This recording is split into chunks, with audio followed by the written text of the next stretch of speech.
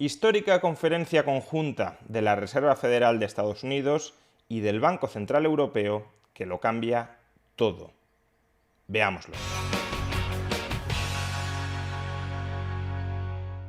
Hace unos meses, los banqueros centrales de todo el mundo nos insistían, nos repetían que la inflación era un fenómeno meramente transitorio. Que sí, que como consecuencia de la pandemia, los precios de algunos productos, caracterizados por tener cuellos de botella, habían subido de manera muy intensa, pero que volverían a moderarse rápidamente, de modo que regresaríamos al escenario macroeconómico en el que nos encontrábamos antes de la pandemia, es decir, un escenario macroeconómico caracterizado por una baja tasa de inflación y por unos bajos tipos de interés.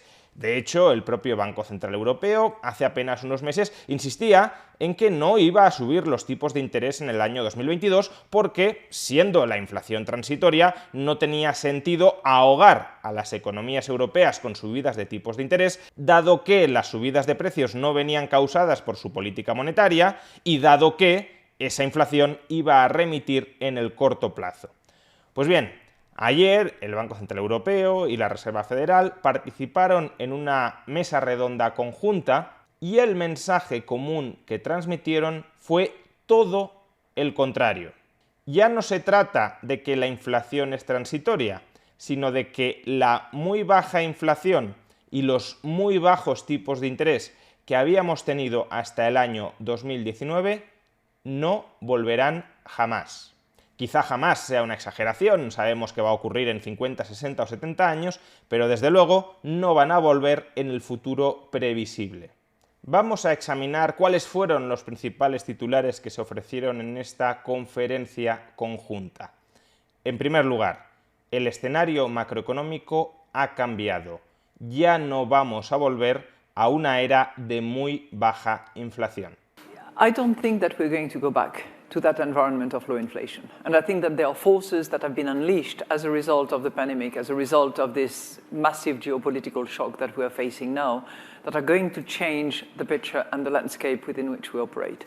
También Jerome Powell, presidente de la Reserva Federal, insiste en que ese mundo de baja inflación, en el que pudieron colocar los tipos de interés a niveles muy bajos para impulsar el empleo, ese mundo de baja inflación se ha ido definitivamente. So the last 10 years were so far the height of the disinflationary forces that we faced. And really, it goes back before the global financial crisis, but really since the global financial crisis, we had very low inflation. In the United States, we had 3.5% unemployment for a couple of years, or right in that range for a couple of years, and inflation didn't react at all. That world seems to be gone now, at least for the time being. Segundo titular. Precisamente porque el entorno macroeconómico ha cambiado, precisamente porque la era de la baja inflación no va a volver, los bancos centrales tienen que replantearse de manera estructural, no de manera temporal, tienen que replantearse su política monetaria. O dicho de otra manera, los muy bajos tipos de interés con los que habíamos convivido hasta el año 2019 tampoco van a volver.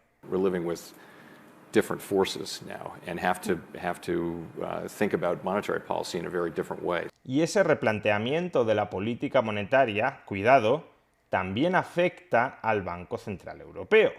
Christine Lagarde afirmó que en el actual contexto inflacionista, el enfoque de la política monetaria puede que tenga que ser menos gradual, es decir, que los tipos de interés tengan que subir de manera más rápida de lo que inicialmente habían anticipado.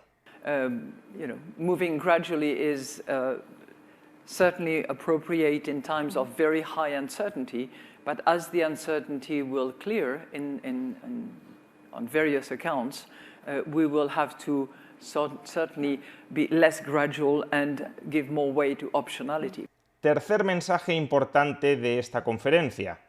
No solo son los bancos centrales quienes se tienen que implicar en luchar contra la inflación, sino que también los gobiernos han de implicarse en luchar contra la inflación.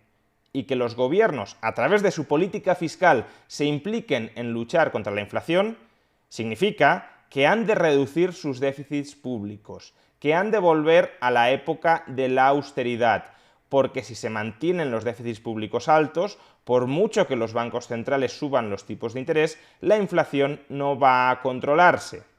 Escuchen cómo Christine Lagarde les manda un recado a los gobiernos europeos cuando dice que durante la pandemia la política monetaria y la política fiscal trabajaron codo con codo, estuvieron coordinadas, hubo una expansión monetaria y una expansión fiscal al mismo tiempo. Quizá eso tuvo algo que ver con la inflación actual, pero bueno. Y sin embargo, ahora mismo la política monetaria y la política fiscal no están coordinadas, porque la política monetaria está adoptando un tono contractivo y la política fiscal todavía no. You know, to the extent that fiscal and monetaries have worked hand in hand during the pandemic and to good effect, I think we should also reflect on how fiscal can leverage what we do and how we can facilitate it. But we're not, this is no longer the same cooperation, hand-in-hand work that we used to do during the pandemic. And in the medium term, you know, the fiscal space has to be made sustainable for all countries, certainly in the euro area. Cuarto mensaje. Para conseguir que la inflación regrese a entornos cercanos al 2%, no por debajo del 2%, como estábamos acostumbrados hasta el año 2019, sino alrededor del 2%, para evitar en suma que la inflación se mantenga descontrolada, esta política monetaria y esta política fiscal contractivas van a implicar dolor, van a implicar sufrimiento. La alternativa, dicen, es decir, dejar que la inflación se descontrole, sería mucho más dañino para nuestras economías.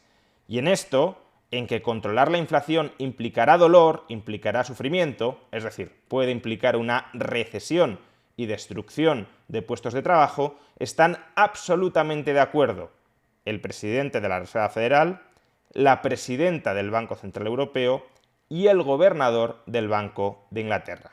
I would say that we fully understand and appreciate how the pain people are going through dealing with higher inflation, that we have the tools to address that and the resolve to use them, and that we are committed to and will succeed in getting inflation down to 2%. The process is highly likely to involve some pain, but the worst pain would be from failing to address this high inflation and allowing it to become persistent.